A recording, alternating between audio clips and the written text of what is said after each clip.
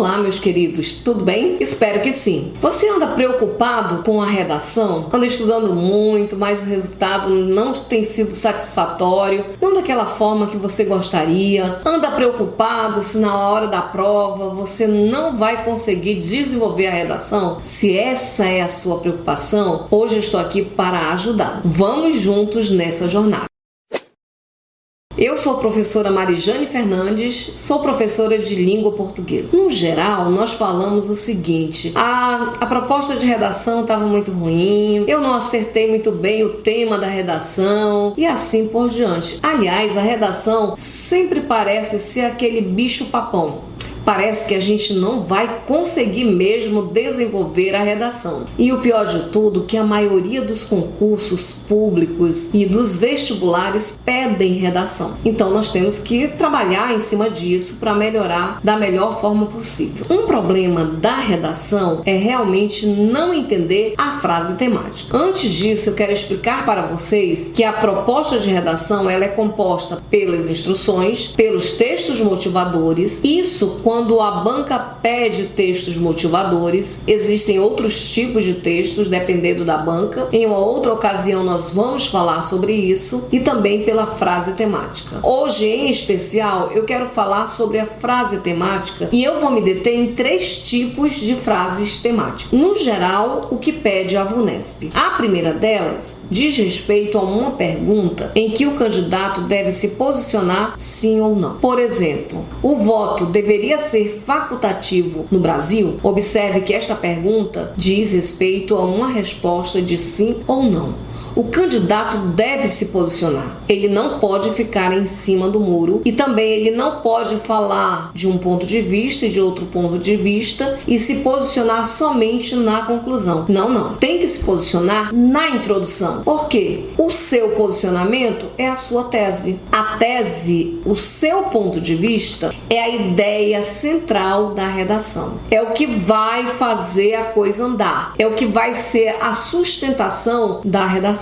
Então a tese deve vir na introdução. Quando você se posiciona, você encontra argumentos para sustentar essa tese, que é o seu sim ou o seu não. Não pode ser os 2 pontos de vista. Coloque isso na mente. Outra forma de frase temática é quando traz a conjunção alternativa ou. Essa conjunção alternativa ou, ela é excludente. Você também tem que escolher um lado. Parece com a outra frase temática que eu acabei de falar. Só que agora traz um ou e você vai ter que excluir um. Não pode falar dos 2 pontos que a frase temática apresenta. Por exemplo, as redes sociais estreitam os laços entre as pessoas ou as tornam egoístas. Perceberam como existem 2 pontos de vista? E também os textos motivadores sempre trazem um ponto de vista favorável ou outro desfavorável, mas o candidato deve se posicionar. É isso que a banca quer ver. A capacidade de posicionamento, a capacidade de escolha e de argumentação em torno da sua escolha. Se posicionou? Então encontra argumentos para defender o seu ponto de vista.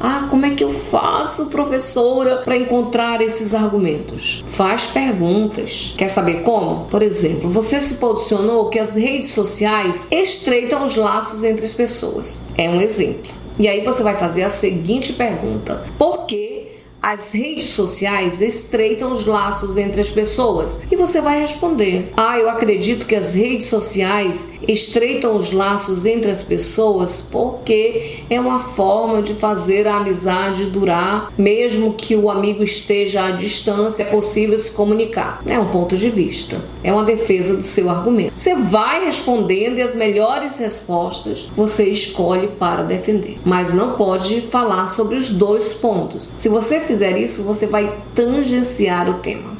Terceira forma de apresentação da frase temática é quando traz uma preposição entre e a conjunção aditiva é. Aí sim, é para falar sobre os 2 pontos de vista.